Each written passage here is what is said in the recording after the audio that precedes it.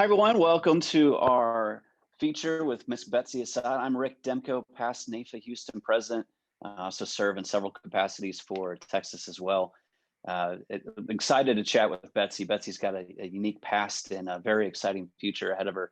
So we're going to go through and get to know Betsy a little bit more. So Betsy's been a part of NAIFA since 2011, I believe, and is still a YAT, believe it or not. So even after 10 years, she is still a YAT. So that has nothing to do with tenure and everything to do about age. Serves on the YAT committee and is actually the current NAIFA-Houston president and will be serving throughout the 2021 year. So with all that stuff aside, let's get right into it. And Betsy, I wanted to start super high level and just simply get you to talk about yourself a little bit. Before we even get into some of the business stuff, you know, who are you? What do you do? What's your focus these days? Well, my focus is still on business and growing. So I've been in the industry since 2010 and still just working with clients and doing insurance planning as well as investments and retirement, college savings. So just helping the holistic plan for my clients. I love it. You've got an interesting start within the business. I think some folks will recognize your last name, or at least within the NAIFA circle, certainly, and within Houston. Tell us a little bit about your dad. So my dad was an independent insurance broker for over 40 years before he passed away. And so he's actually how I got started in the business. I went to University of Houston, go Cougs, and I worked with him for about 5 years on the service side while he did strictly life insurance. He was just a life insurance agent through and through. It didn't do anything else, focused solely on life insurance. And so he was well known because he had come up through an agency and then worked with many carriers and had been around for a long time. And so he's the reason I got my start, because I worked with him and decided to get licensed. He had recommended I get trained with a company that can tell me what all I do. And so he was my biggest advocate and champion for this career. I love it. You know, it's funny with NAIFA, often I discuss with folks. So one of our events that we just had in Houston, the Legends and Leaders event, and I talk about it's an opportunity to sit with your dad or your father figure if he were in the business, and by golly, you had that opportunity. So that had to be quite the fun relationship. What's it like working with your dad? It was. It was interesting because we have two different ways of doing things, and we were a lot alike. So there was some head bumping, and he was very kind to me, even though I acted like his daughter more than his employee. But it was really good. But the funniest thing about it is when I worked with him and I was going to college, there were two things I knew for certain. One, I did not want to sell life insurance, and two, I didn't want to be a business owner. So here I am selling life insurance as a business owner, which is funny, but it was because that's what I had seen him do, and I wanted to do something different. And I thought I'd work for a company and end up living in New York or something like that. But as I worked through school and I started doing little internships here or there, learning about different companies, I recognized I wanted to do something that brought value to people. So I could go work for an oil and gas company and sell pipes, and in the grand scheme of things, it does bring value to people. But I wanted something tangible and life-changing from the moment we did it. And so that's why I ended up becoming a business owner and selling life insurance, because we have the ability to affect generations and help people in their darkest times. And being that my dad passed away 6 years ago, and I saw the effect of life insurance and it had on my mom, who was working with him at the time, that was able to retire and maintain her lifestyle. It was huge. And so just funny how God knows what he's doing, even though when we don't, because the things that I said I didn't want to do are what I ended up doing and loving. I love it. And you touched on a lot of great points there. I know your dad, I unfortunately wasn't in Houston yet, because I moved to Houston right almost 6 years ago. January would be 6 years ago. So I didn't have the chance to meet your dad. I've heard a lot about him from some folks that are incredible within our industry, not just here locally, but nationally.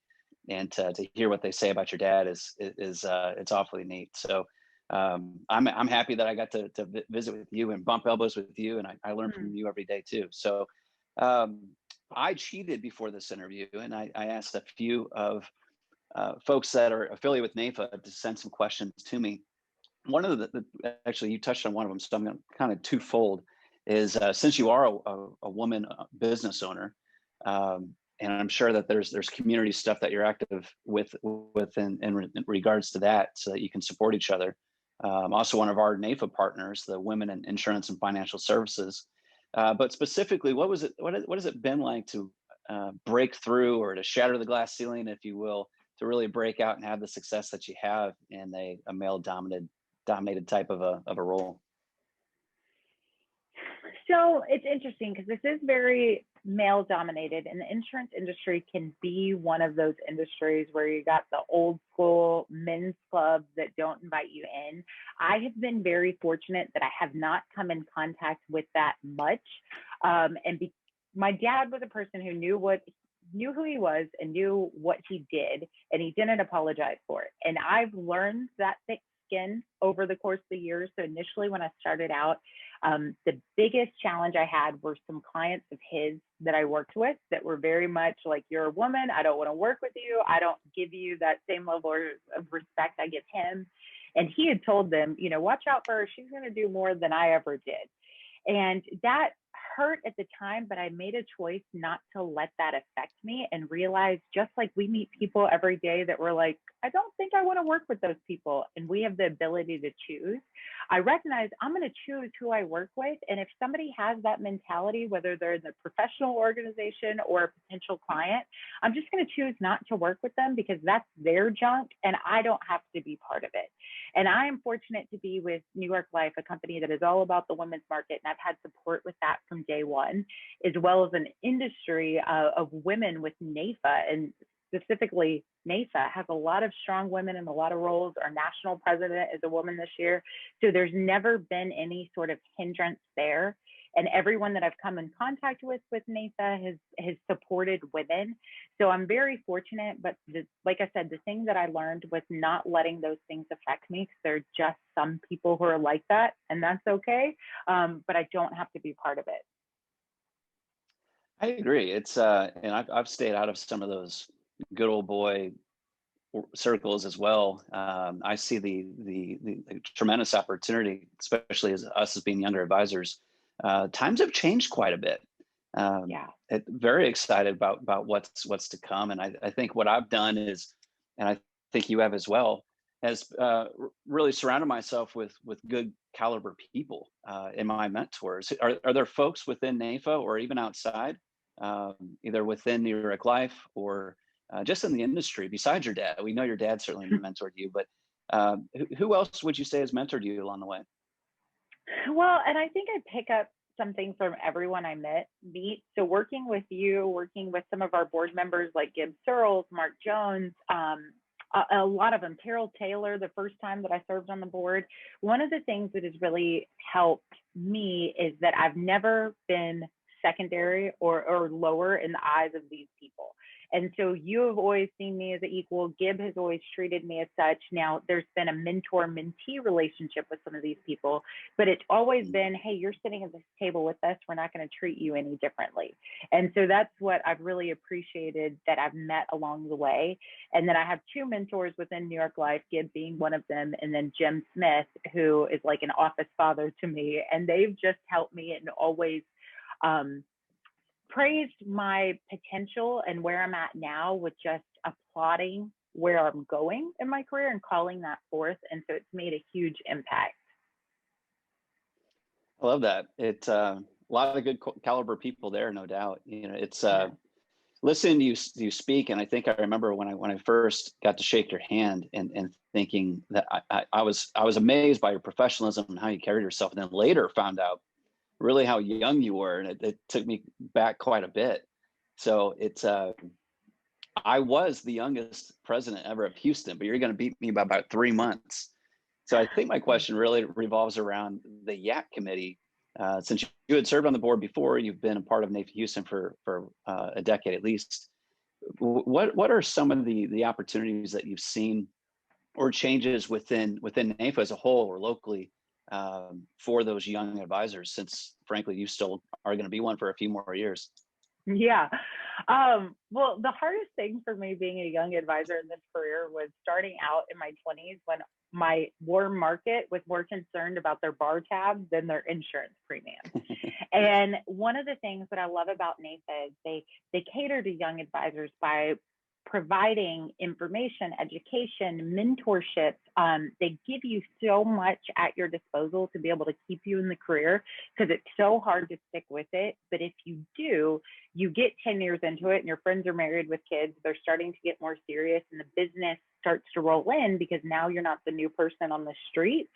You've had the success and the tenure there that now they trust you. And so one of the hardest things I think for young advisors to do is ask for help.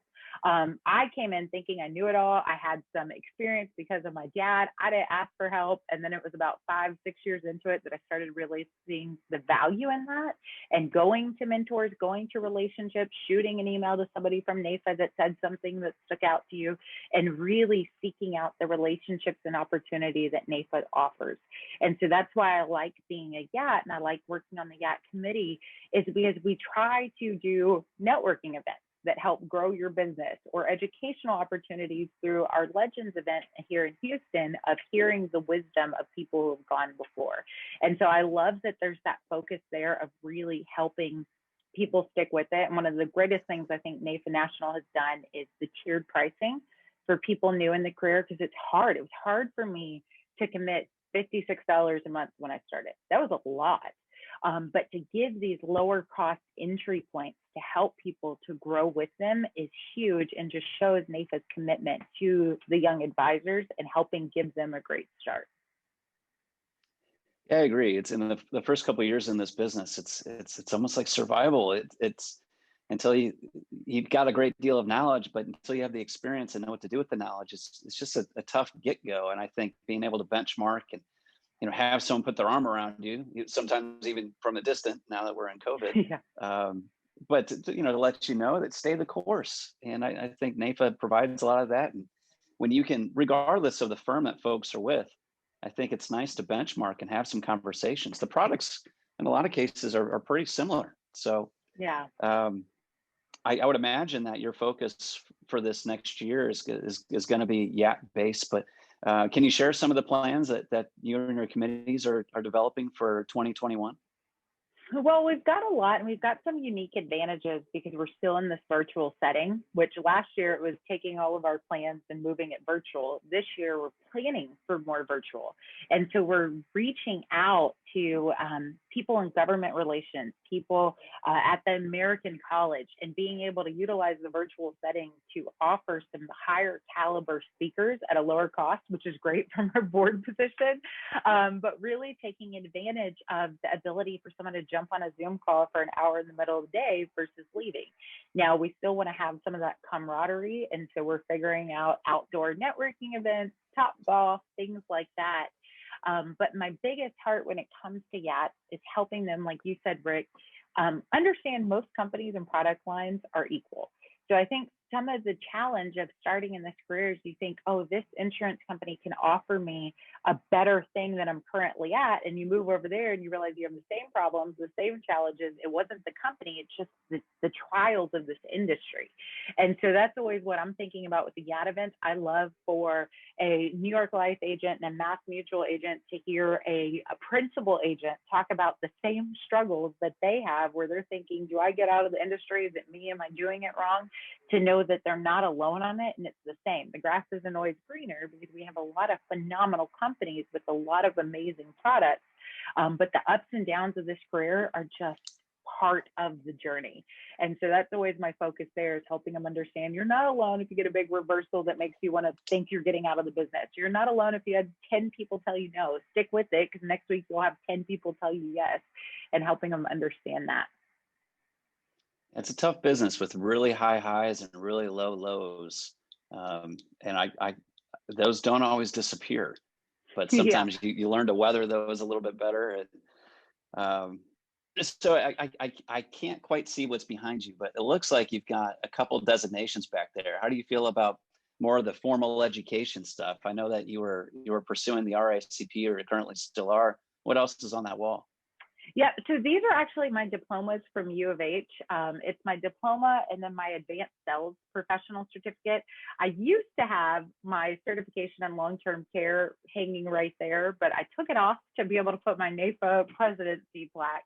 But I am pursuing the RICP, and I've got my second class exam scheduled for the end of January, and next year I will be working on that. That is one of those things that I kind of wish I would have done different. When I speak at a Legends event, you know, in the future, I'm going to share with young advisors the importance of getting the designations early, because knowledge gives you confidence. When you know things and you go on that appointment, you sit with that client that's trying to tell you no, and you can share what you've learned from one of these courses, it's huge. And just in my first RICP class, some of the things I've learned that I've used in retirement planning, with conversations with clients, it's great. It's a tool and you have it in your arsenal. You still have to have the art of conversation, but the knowledge is what makes you dangerous in a good way to really help your clients. So I'm a huge advocate for that. That was something, you know, we worked on to set up this past year of getting the RICP designation and offering that to NAIFA-Houston members. But education is huge. I just heard you drop a Gibbs Searles line right there, actually, because he talks about when you know you're dangerous, is what Gibb likes to say. That was good. I believe that readers are leaders. What are you reading these days? A little bit of everything. So I've just started focusing on like more entertaining reading, because I'm always reading sales book or I'm reading spiritual books, faith-based books. But I've started paying attention, and this is probably for more of the ladies than the men, to Reese Witherspoon's reading list. She has a book club where she does a book per month. And so that's something where I'm like wanting to put some fun into it. And so there's one that the Chicken Sisters, that's the newest one. My bride. But my main thing, and I, you know, the main thing that I read every day is the Bible, because there's so many wise principles in that that help with business. So the biggest thing that I tell young advisors is, when it comes to this business, it's the principle of sowing. Sometimes you're going to walk up and somebody else has planted. You're going to have that client that says, yes, I want this policy. I already know what I want. And you write the business and you think, this business is easy. Well, that came from somebody else planting the seeds and watering it and tending to that person's needs, that now they know what they want. But a lot of times, like especially in my case with my younger clients, is I was planting seeds for the last 10 years that I'm just now starting to see the fruit come of it. And so we have to keep that in mind when it comes to this business. There's things that we plant that someone may tell you no, that 5 years from now they say yes because of what you did today. And so that principle is written all throughout the Bible. And so when I connected that with this business, I was like, oh, that makes a lot of sense. And so that's my number one read always. And I knew that about you. It's you can't do what we do and believe that everything is just simply serendipitous. To have the conversations, to be in the position that we are, to have the help, to the multi-generational help, like you had said earlier, it's pretty remarkable. And I know that your faith drives quite a bit in your life. I would imagine you're very active within a number of circles there, really for yourself, but I'm sure that business naturally comes from that as well. It does. And that's something I heard somebody say a long time ago. When it comes to networking, get involved with something you like to do and you're passionate about. And from that overflow, you'll meet people. And that was for me. I was really involved with my church, and there's people that will reach out to me on Facebook. Hey, don't you do this? And it just came from that natural overflow. Like nobody likes the guy that walks into a networking event that's like, here's my card, we got to talk, you know, that is super pushy. But that person that's involved, that looks happy to be there, that's in a good mood, you kind of pay attention to them. And then when you find out what they do, it sticks. And so that's been a beneficial thing for me. I wasn't there trying to get new clients, but a large majority of my clients do come from my church activities. You know, I always believe that the first couple of years, maybe the first 3 to 5, are probably some of the most difficult. Maybe the first year is the absolute most difficult. It's tough to get through that first one. Since you've got over a decade, is there some advice that you could sprinkle upon us to help some of the younger advisors? Ask for help. stick with what the company is training you. So like I did everything wrong and made it a lot more difficult for a lot longer than it needed to be, just because I was stubborn and young and I had to grow up a lot in this career. And so I thought I knew better, but these companies have been around for a long time. They spend so much money on training programs. They know what they're doing. So don't chart your own course until you get down what they have taught you, and then go from there. And ask for help. Use your resources. Use your managers, your partners, your consultants, whoever's there, your NAIFA members, and ask for advice and talk to people, because that is what keeps you. And so, like I said earlier, it took me a few years to start asking for help. And now I'm always talking to consultants. I'm reading things. I'm going to NAIFA virtual meetings to try to learn what I can, because we all need help. And those that are open and vulnerable and honest of, hey, I'm struggling, are those that do a lot better and learn and adapt and change quicker. And so as someone who shied away from that for years and am now leaning into it, it makes a huge impact. Love it. I'm not sure if this is going to be a fair question. So if you want to parlay this away from you, you certainly can. Because I remember a couple of years ago, we polled our membership to try to figure out what folks really focused on, or why they joined NAIFA. Was it the advocacy piece? Was it the education, the fellowship? What it really was for you specifically, though, because NAIFA the last couple of years has really focused on this: advocate, educate, differentiate. If you had to pick one of those three, now you are NAIFA-Houston president, so I'm not going to make you choose one, but if you had to pick one of those, would one of those categories really stand out alone to you? For sure. And I have no problem saying it. It's what I tell people. The advocacy efforts are, I think, the coolest thing that I've done with NAIFA. So I love the day on the Hill, whether we're in Austin, for us in Texas, or we're in DC. That is what gets me excited and why I joined. Like, I love New York Life and they do advocacy efforts, but they've never asked me to go personally. NAIFA has asked me countless times to go. And so I was so bummed this past year when it got canceled, because that is a powerful statement when I'm sitting across from a client talking about the tax benefits of life insurance and saying, we go and meet with legislators every year to protect these benefits for you and your family. And when we're sitting with legislators and they get it and they say, why would we ever want to change this? It's huge and it's powerful and it makes a difference. And there's a lot of lobbyists there that don't have the best interest of Americans in mind, but we do. And we get to sit and be part of change. And so the advocacy is by far my favorite. And I'm not even going to apologize for it, because I love it. And you can see how excited I'm getting talking about it. Yeah, if any NAIFA members are watching this that haven't had an opportunity to make it to DC, that is a very powerful trip. It is kind of weird that you could drive down the street and meet with some of these folks, but you fly to DC instead. But it's powerful to have those conversations. And I've really enjoyed the focus that NAIFA's had, and really focused on this Main Street USA thing too. And funny, just quick story. So here locally in Houston, we met with Whitmire here in Houston. And when we sat with them, we were talking with them, and I didn't know this, but my dad had campaigned against him many years ago when my dad tried his hand at politics and then decided, hey, I don't want to be part of this whatsoever. But so we're sitting with him and he starts sharing the story of how he knew my name. And I thought it was because I went to middle school with his daughter, but in reality, it was because he went up against my dad and one of his brothers who were in politics at the time when he first started. And it was funny, but that's what I love about NAIFA is we have this ability to meet with people who are making change at every level, to have a cup of coffee and talk about what we do and how it matters. And I've never been part of those conversations on either side of the aisle where they haven't understood what we do matters. Now, it's like the heart of what I do and the heart of what NAIFA does is education. So when we have those meetings, it's not here's our agenda, focus on it. We want to educate legislators about the benefits of what we do, which is what we do with our clients. We educate them about the benefits of life insurance, investments, all of that. And so I love the education piece of helping people understand why we're doing what we do. And so that's why I love NAIFA, because I get to do what I do with my clients just in a different way. I couldn't agree more. And it's, those, again, the serendipitous thing, you can't expect those things to happen just on their own. Kind of as a closing question, it's where can we find Betsy? I know a little bit about your personal side, so I don't want to share stuff, but you certainly can if you want. When Betsy's not toting the NAIFA-Houston flag or talking about financial planning and working with their clients, where can we find Betsy and what would she be doing?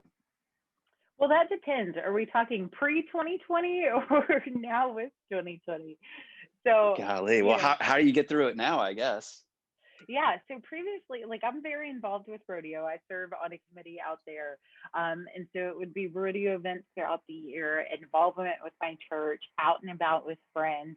Now this focus has been really sweet. So instead of kind of being all over the place with a lot of people, the focus has been brought on in with a few precious friendships that I've had for years. So it might be sitting around a fire, enjoying a drink, talking with friends, or doing that with family. Started a new relationship in the middle of a global pandemic, which was odd for the year, but hey, that worked out too. So probably with friends or family, either out in nature on a hike, sitting in a backyard by a bonfire, at the beach, something like that. Love it. Texas through and through is what that sounded like to me. I am. I sure am. A good bonfire, an outdoor activity, I'm there all day. I love it.